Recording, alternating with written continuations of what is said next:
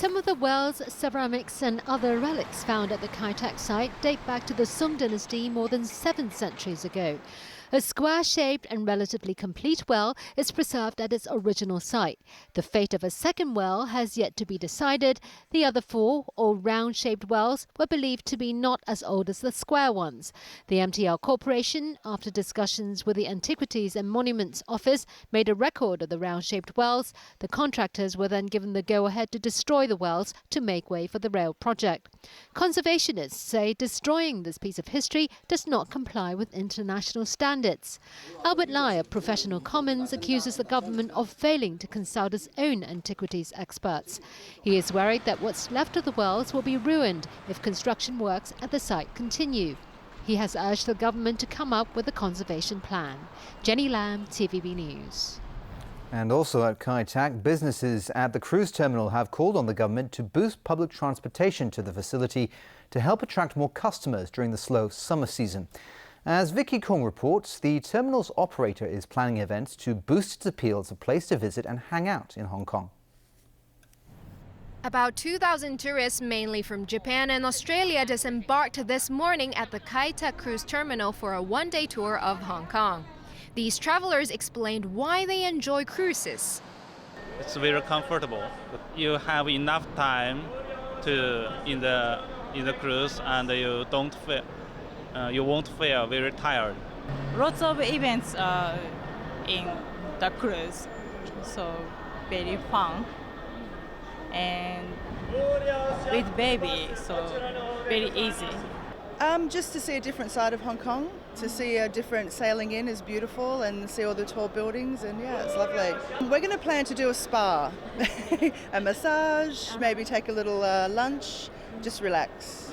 But with the typhoon season approaching, the next ship won't berth until September. The terminal's operator said it will host exhibitions to attract more visitors during that slow period. Other efforts are also being made to develop the 5,600 square meter commercial area at the terminal. About 87% of the commercial units are now rented out, with restaurants, duty-free and souvenir shops expected to open over the summer. Managing director of the terminal operator Jeff Bunt says compared to a year ago, it's easier to find renters now because the terminal receives more bookings from cruise lines.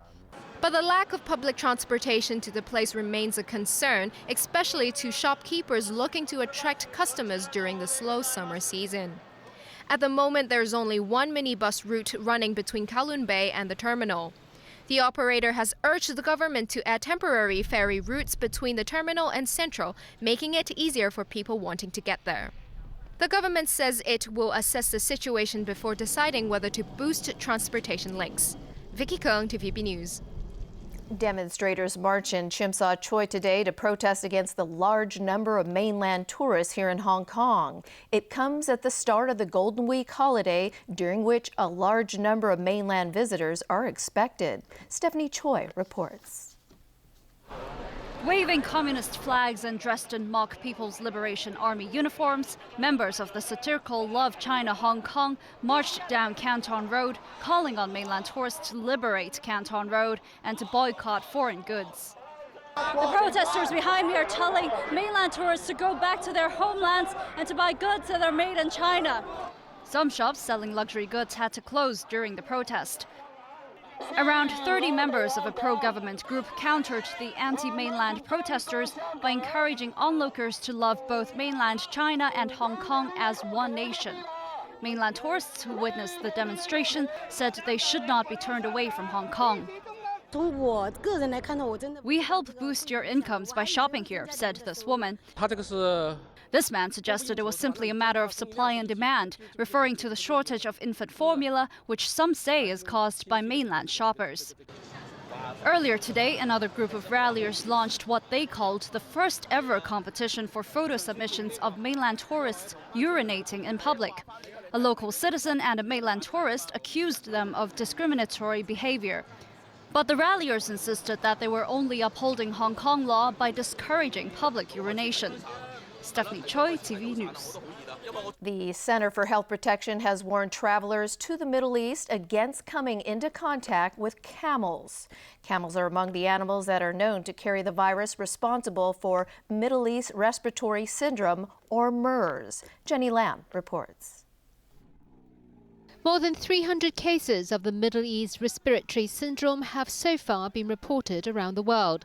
World Health Organization figures show that the SARS-like disease has surged since March. More than 50 cases were reported last month.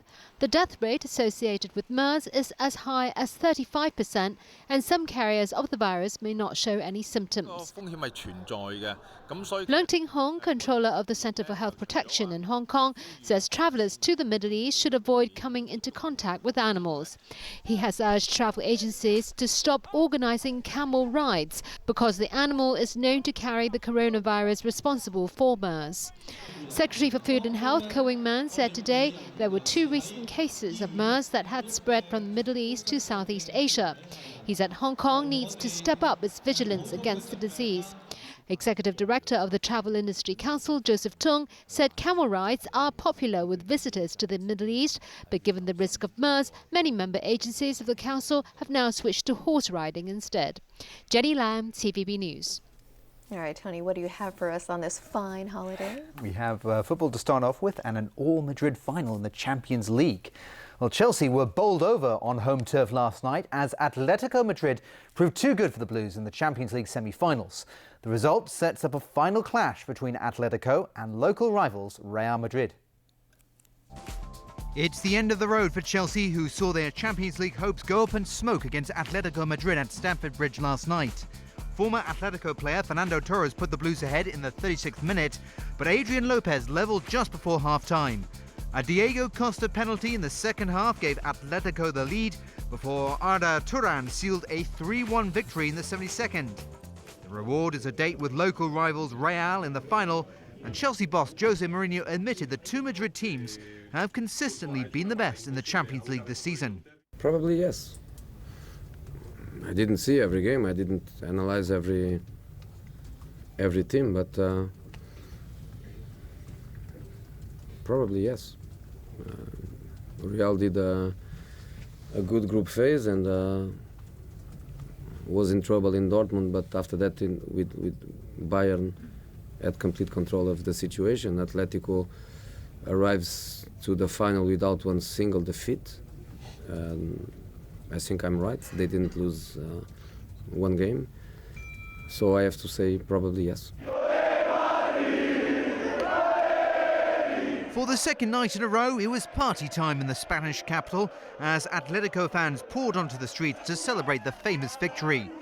Not only are Atletico poised to win Spain's La Liga for the first time since 1996, a triumph over Real in the Champions League final in Lisbon on May 24th would secure their first European Cup. On to basketball now, and the San Antonio Spurs have regained the edge in their NBA playoff series against Texan rivals, the Dallas Mavericks. The San Antonio led throughout in beating Dallas 109-103, led by Tony Parker, who played despite the early morning birth of his first child. Parker scored 23 points while Manu Ginobili had 19 points. Afterwards, San Antonio's head coach paid tribute to Parker for staying focused, while the biggest moment in his life was happening away from court. I think his child is a little bit more important than the game, but he managed to do them both. He was magnificent for us. And last but certainly not least, the famous United Buddy Bear exhibit made its way to the shores of Rio de Janeiro for the 2014 World Cup in Brazil. The painted bears represent 141 different countries and stand side by side to symbolize a vision for world peace. The exhibit started in Berlin back in 2002 and has traveled the world over with stops in 28 countries on 5 continents since then. The charity that runs the exhibit says more than 30 million people have seen the bears, and it's raised more than $2.8 million for UNICEF and for local children's relief organizations. And that's our news. Thanks for watching. Good night.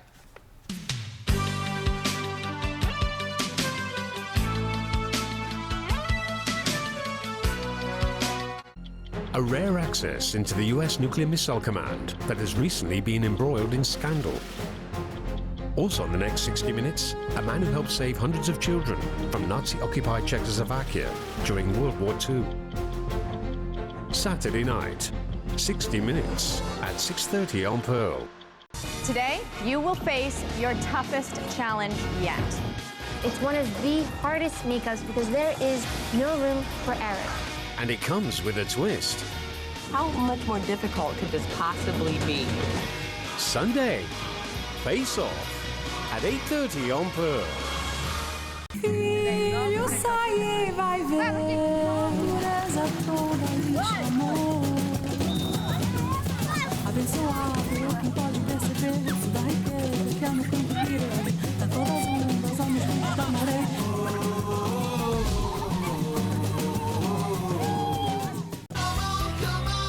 Sun Life Financial presents The Weather Report is brought to you by Sun Life Financial.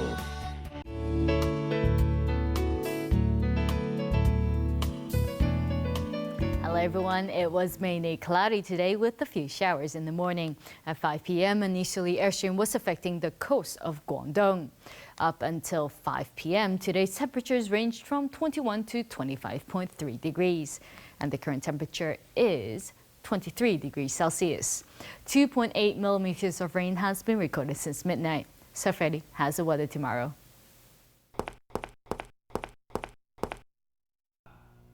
Oh.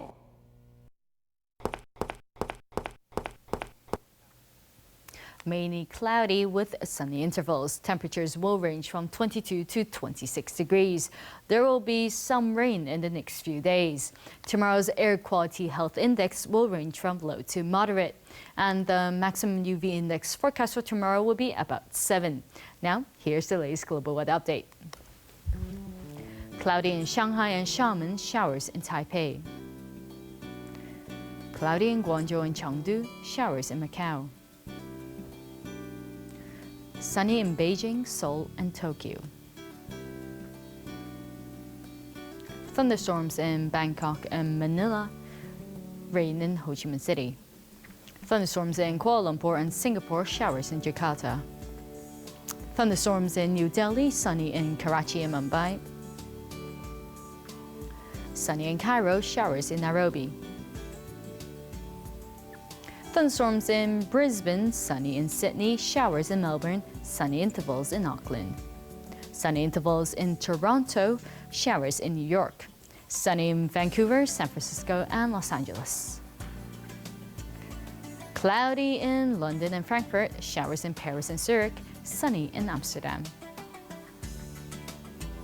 And that's the weather. Have a great evening. It was brought to you by Sun Life Financial. Life's brighter under the sun. Have you ever been surprised by the unexpected? Yep, the world is a quirky place full of fascinating curiosities. And Don Pollock is here to explore it. Starting tonight, Don Pollock's World, Exploring Quirky, at 9:30 on Pearl. What do you see when you look at a painting? What are you supposed to see? Embark on a highly visual journey of exploration to get an exciting perspective on how to truly appreciate the world of painting. Friday, Delia's School of Canada presents How to Look at